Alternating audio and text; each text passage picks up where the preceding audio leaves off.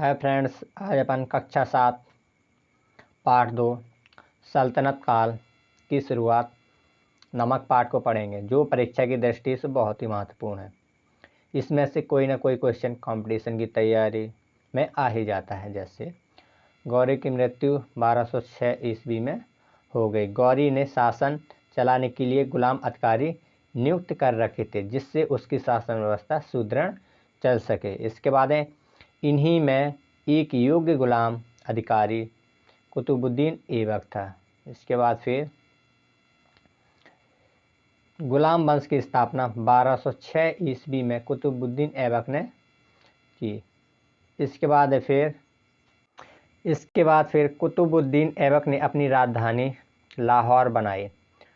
कुतुबुद्दीन ने कुतुब मीनार की नींव डाली और इसको पूरा करवाया इल्तुतमिश ने। फिर इसके बाद दिल्ली का कुतुब उल इस्लाम मस्जिद एवं अजमेर का 2.5 दिन का झोपड़ा नामक मस्जिद का निर्माण कुतुबुद्दीन ऐबक ने करवाया। इसके बाद कुतुबुद्दीन ऐबक को लाख बख्श कहते हैं। लाख बख्श का मतलब होता है लाखों का दान करने वाला, दान प्रिय व्यक्ति था ये। भारत में उसके जीवन का अधिकांश समय सैनिक गतिविधियों में बीता कुतुबुद्दीन ऐबक का। फिर इसके बाद ऐबक की मृत्यु या कुतुबुद्दीन ऐबक की मृत्यु 1210 ईस्वी में चौगान खेलते समय घोड़े से गिरकर हो गई। इसे लाहौर में दफनाया गया। ऐबक का उत्तराधिकारी आरम शाह था। आरम शाह की हत्या करके इल्तुतमिश 1211 ईस्वी में दिल्ली की गद्दी पर बैठ गया। फिर इसके बाद इल्तुतमिश तुर्किस्तान का इल्बरी तुर्क था। इल्तुतमिश कुतुबुद्दीन ऐबक का दामाद था। इल्तुतमिश लाहौर से राजधानी को स्थानांतरित करके दिल्ली लाया गया।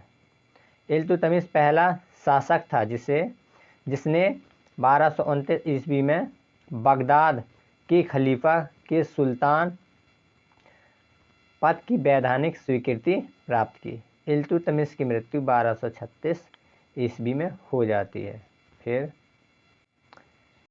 इल्तुतमिश को भारत में तुर्कों के राज्य का वास्तविक संस्थापक माना जाता है।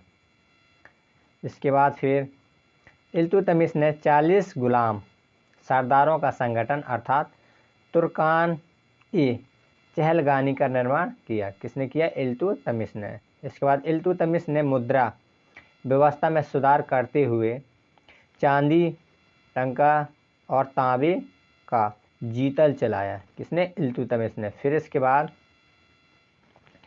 इल्तुतमिश के बाद उसका पुत्र रुकनुद्दीन फिरोज गद्दी पर बैठा। वह एक अयोग्य शासक था। इसके बाद सर्वप्रथम शुद्ध अरबी सिक्का इल्तुतमिश ने चलवाया। फिर है इक्ता व्यवस्था की शुरुआत इल्तुतमिश ने की। फिर इसके बाद है भारत में पहला मकबरा निर्मित कराने का श्रेय इल्तुतमिश को जाता है। इसके बाद फिर मंगोल के प्रथम आक्रमण से इल्तुतमिश ने बचाया। फिर इसके बाद 1236 ईस्वी में रजिया दिल्ली की गद्दी पर बैठी और वह सुल्तान कही जाने लगे। फिर रजिया बेगम प्रथम मुस्लिम महिला थी जिसने शासन की बागडोर संभाली। फिर इसके बाद रजिया की शादी अल्तुनिया के साथ हुई। 1240 ईस्वी में रजिया सुल्तान की हत्या डाकुओं द्वारा कैथल के पास कर दी गई। कैथल हरियाणा के पास है। इसके बाद फिर 40 तुर्की सरदारों का दल इस समय अत्यधिक शक्तिशाली हो गया था। इसके बाद 1246 ईस्वी में इस दल ने इल्तुतमिश के पौत्र नसरुद्दीन महमूद को सुल्तान बना दिया। नसरुद्दीन महमूद एक ऐसा सुल्तान था जो टोपी सीकर अपना जीवन निर्वाह करता था। बलवन ने अपनी पुत्री का विवाह नसरुद्दीन महमूद के साथ कर दिया। इसके बाद फिर बलवन का वास्तविक नाम बहाउद्दीन था। तुर्कान ए चहलगानी का विनाश बलवन ने किया था, जिसे इल्तुतमिश ने बनाया था। बलवन 1266 ईस्वी में गियासुद्दीन बलवन के नाम से दिल्ली की गद्दी पर बैठा। बलवन मंगोलों के आक्रमण से दिल्ली की रक्षा करने में सफल रहा। राज दरबार में सजदा पैबोस की प्रथा बलवन ने शुरू की। फिर बलवन ने फारसी रीति रिवाज के आधार पर नवरोज उत्सव को प्रारंभ किया। फिर है बलवन ने अपने विरोधियों के प्रति कठोर लोह एवं रक्त नीति का पालन किया। नसरुद्दीन महमूद ने बलवन को उलूग खां की उपाधि प्रदान की। फिर है बलवन के राज दरबार में फारसी के प्रसिद्ध कवि अमीर खुसरो एवं अमीर हसन रहते थे।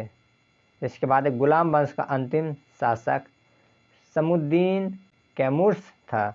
इसके बाद इसके बारे में थोड़ा सा पढ़ेंगे तथा उसकी जो डेट होती है वो याद करेंगे अपन।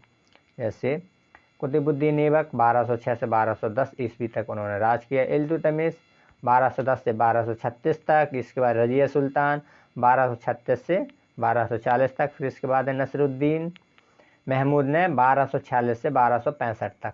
इसके बाद गयासुद्दीन बलवन 1265 से 1287 तक इन्होंने राज्य किया।